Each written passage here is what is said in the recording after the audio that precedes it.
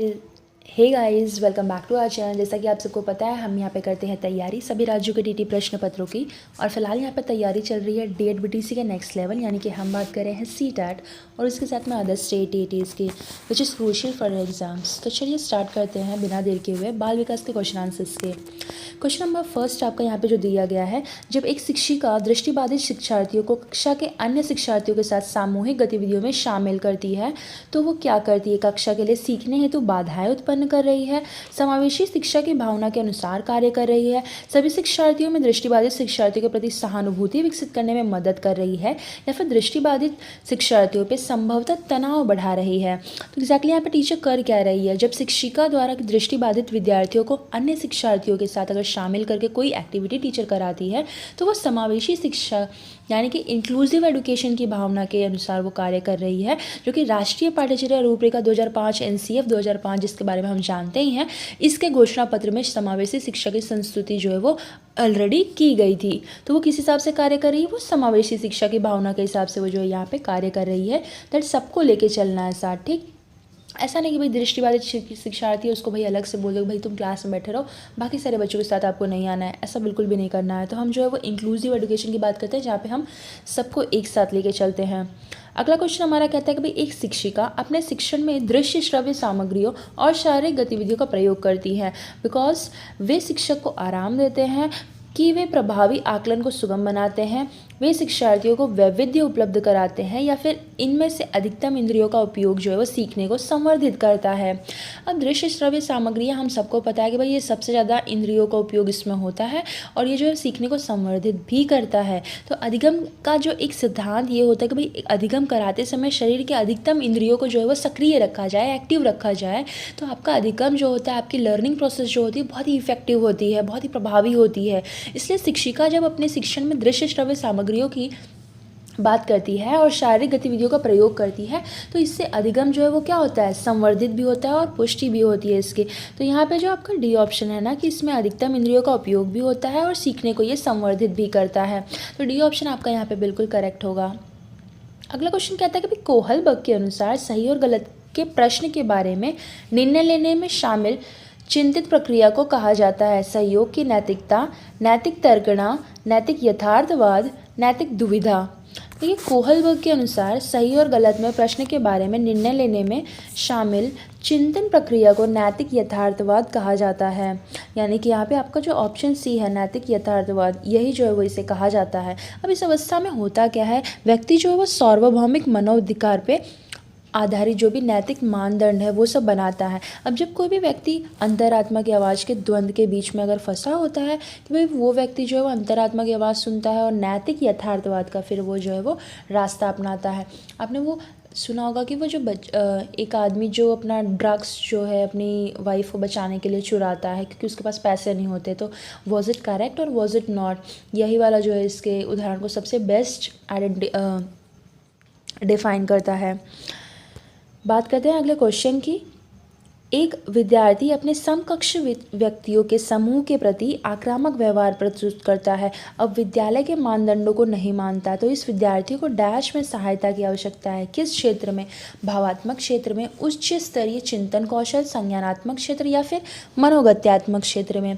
देखिए एक बालक जो है, जब विद्यार्थी अपने समकक्ष व्यक्तियों के साथ में उद्दंडता अगर करने लगता है या आक्रामक व्यवहार जो वो प्रदर्शित कर रहा है तो उसे विद्यालय के मानदंडों को अगर नहीं मान रहा है तो इस विद्यार्थियों को भावात्मक क्षेत्र की सहायता की बहुत ज़्यादा ज़रूरत है। तो उससे भाई मारने पीटने के अलावा उसे जो है वो उसकी थोड़ी जो है फीलिंग्स को समझा जाए, इमोशंस को थोड़ा सा केयरली हैंडल किया जाए तो हम डील कर सकते हैं। अगला क्वेश्चन है, शिक्षकों को यह सलाह दी जाती है कि वे अपने शिक्षार्थियों को सामूहिक गतिविधियों में शामिल करें क्योंकि सीखने को सुगम बनाने के अतिरिक्त ये डैश भी सहायता करती है। दुश्चिंता, समाजीकरण, मूल्य द्वंद्व, आक्रामकता। देखिए यहाँ पे अगर हम बात करें, विभिन्न कक्षा के विद्यार्थियों को एक साथ गतिविधियों में शामिल करना उनके सीखने को सुगम बनाता है एवं यह समाजीकरण में भी सहायता करती है, यानी कि आपका जो बी ऑप्शन है ये बिल्कुल करेक्ट हो जाएगा यहाँ पे। अगला क्वेश्चन हमारा है, समावेशी शिक्षा उस विद्यालयी शिक्षा व्यवस्था की ओर संकेत करती है जो विशेष आवश्यकता वाले बच्चों को विशिष्ट विद्यालयों के माध्यम से शिक्षा देने को प्रोत्साहित करती है। केवल बालिका शिक्षा को बढ़ावा देने की आवश्यकता पर बल देती है, जो सभी निर्योग्य बच्चों को शामिल करती है, जो उनकी शारीरिक, बौद्धिक, सामाजिक, भाषिक और अन्य विभिन्न योग्यताओं स्थितियों को ध्यान में रखे बगैर बच्चों को शामिल करती है।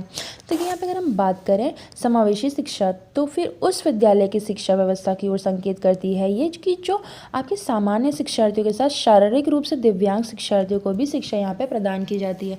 और इस प्रकार की शिक्षा क्या होती है, इस शिक्षा व्यवस्था में शिक्षार्थियों की जो भी शारीरिक, बौद्धिक, सामाजिक, भाषिक या फिर अन्य विभिन्न प्रकार की जो भी योग्यताएं हैं व स्थितियाँ हैं, इनको ध्यान में रखे बगैर सबको जो है वो समान अवसर देना, समान जो है वो इनमें मतलब बोलते हैं ना, सबको जो है वो समान अवसर देना, ये जो है देखा जाता है। क्यों? क्योंकि हम यहाँ पे बात कर रहे हैं समावेशी शिक्षा। इसका मतलब क्या है, इंक्लूसिव एजुकेशन। हम जो है सबको साथ में लेकर चलते हैं, तो सभी को जो है वो समान और उपयोगी शिक्षा जो है ये उपलब्ध कराता है। अब एग्जैक्टली यहाँ पे जो तो ये सारी चीज़ें थी वो आपके ऑप्शन डी में थी, जो उनकी शारीरिक, बौद्धिक, सामाजिक, भाषिक या फिर अन्य विभिन्न योग्यताओं की स्थितियों को ध्यान में रखे बगैर बच्चों को जो है वो, सारे बच्चों को जो है वो शामिल करती है। अगला क्वेश्चन हमारा है, निम्नलिखित में से भाई कौन सा मुख्य रूप से आनुवंशिकता संबंधित कारक है? आंखों का रंग, सामाजिक गतिविधियों में भागीदारिता, समकक्ष व्यक्तियों के समूह के प्रति अभिवृत्ति या फिर चिंतन पैटर्न। तो ये आनुवंशिकता में किसी व्यक्ति के, उसके बच्चे में कुछ गुण आते हैं, ठीक। जैसे आंखों का रंग जो है ना, आनुवंशिकता के लक्षण के कारण हो सकता है, ठीक। अब सामाजिक गतिविधियों में भागीदारिता, ये ज़रूरी नहीं कि बच्चे के अंदर भी हो। समकक्ष व्यक्तियों के समूह के प्रति अभिवृत्ति, ये भी ज़रूरी नहीं है। और चिंतन पैटर्न भी ज़रूरी नहीं है कि जैसा हम सोचते हैं वैसा बच्चा भी वही सोच रहा हो। तो यहाँ पे जो है वो आंखों का रंग जो है वो इंडिकेट करता है आनुवंशिकता संबंधित कारक को। अगला क्वेश्चन हमारा है, शिक्षकों को अपने विद्यार्थियों की त्रुटियों का अध्ययन करना चाहिए क्योंकि वे प्रायः डैश की ओर संकेत करती है। योग्यताओं के अनुसार समूह बनाने हेतु दिशा निर्देश में, भिन्न प्रकार की पाठ्यचर्या की आवश्यकता में, उसे ज्ञान की सीमा में आवश्यक उपचारात्मक युक्तियों के बारे में। तो यहाँ पे अगर हम बात करें, शिक्षकों को अपने विद्यार्थियों की त्रुटियों का अध्ययन करना चाहिए। क्यों? क्योंकि वे प्रायः आवश्यक उपचारात्मक युक्तियों की ओर ही संकेत करती है। तो यहाँ पे जो है आपका मेन सही उत्तर जो हो जाएगा वो हो जाएगा आपका आवश्यक उपचारात्मक युक्तियाँ, यानी कि रेमेडियल जो भी आपकी युक्तियाँ हैं उनको जो यहाँ पे संकेत करती है। अगला क्वेश्चन हमारा है, सीमा हर पाठ को बहुत जल्दी सीख लेती है जबकि लीना उसे सीखने में ज़्यादा समय लेती है। यह विकास के डैश सिद्धांत को दर्शाता है। व्यक्तित्व भिन्नता, अंतर संबंध, निरंतरता, सामान्य से विशिष्ट की ओर। ये यदि कोई शिक्षार्थी किसी पाठ को अगर जल्दी सीख लेती है और जबकि दूसरी शिक्षार्थी जो है वो सीखने में ज़्यादा समय लेती है, तो ये इस प्रकार के लक्षण को हम व्यक्तित्व भिन्नता के सिद्धांत को दर्शा सकते हैं। अब ऐसा नहीं कि भाई एक को बहुत ज़्यादा आता है तो एक को कम आता है, हाँ हो सकता है थोड़ा जो है वो उसको ज़्यादा टाइम लग सकता है। तो ये व्यक्तित्व भिन्नता का जो है वो लक्षण प्रदर्शित करता है। नेक्स्ट क्वेश्चन इज, निम्नलिखित में से डैश के अतिरिक्त सभी वातावरणीय कारक जो है वो विकास को आकार देते हैं। पौष्टिकता की गुणवत्ता, संस्कृति, शिक्षा की गुणात्मकता, शारीरिक गठन। अब शारीरिक गठन के अतिरिक्त सभी वातावरणीय कारक विकास को आकार देते हैं। शारीरिक गठन विकास का जो है वो जैविकीय कारक भी होता है। तो यहाँ पे जो है इसके अलावा सभी कारक जो है वातावरणीय कारक जो है वो विकास को आकार देते हैं, यानी संस्कृति भी देती है, पौष्टिकता भी देती है, शिक्षा की गुणात्मकता, लेकिन शारीरिक गठन जो है वो वातावरणीय कारक विकास को जो है वो आकार नहीं देती, ठीक। तो यहाँ पे इसके अतिरिक्त बोला था, तो किसके अतिरिक्त? शारीरिक गठन के अतिरिक्त। तो डी ऑप्शन आपका यहाँ पे बिल्कुल करेक्ट होगा, क्योंकि ये जो है वो आपका जैविक कारक है, ना कि वातावरणीय कारक, ठीक। नेक्स्ट क्वेश्चन है कि श्रवण हास्य से ग्रसित बच्चे कक्षा में किस सबसे मुख्य नैराश्य यानी कि कुंठा का सामना करते हैं या फिर गिल्टी फील करते हैं? तो दूसरों के साथ संप्रेषण करने और सूचनाओं को बांटने में अक्षमता, या फिर दूसरे विद्यार्थियों के साथ परीक्षा देने में अक्षमता, प्रस्तावित पाठ्यपुस्तक को पढ़ने की अक्षमता, या फिर खेल कूद में भागीदारिता निभाने में अक्षमता। देखिए, श्रवण हास्य से ग्रसित बच्चे कक्षा में सबसे मुख्य नैराश्य का कारण इसलिए हो जाता है कि दूसरों के साथ वो जब संप्रेषण करते हैं और सूचनाओं को बांटने में अक्षमता का सामना करते हैं तो उनको जो है वो गिल्टी फील होती है, ठीक, तो यहाँ पे जो है उत्तर आपका ए हो जाएगा। दूसरों के साथ जब वो संप्रेषण करते हैं, कॉन्वर्जेसन करते हैं और किसी सूचना को जो है वो बांटने की कोशिश करते हैं, तो उनको जो है वो थोड़ा सा इनकैपेबिलिटी जो है वो महसूस होती है कि भाई हम इनकैपेबल टाइप है, तो ये जो है वो उनको थोड़ा सा अंदर से गिल्टी फील कराता है। अगला क्वेश्चन है डिसलेक्सिया जो है इसका मुख्य रूप से डैश की समस्या से संबंधित है, सुनने, पढ़ने, बोलने और बोलने व सुनने। तो ये हमने मतलब बोलते हैं ना बहुत बार कर लिया है कि भाई डिसलेक्सिया जो है वो अधिगम की विकलांगता है।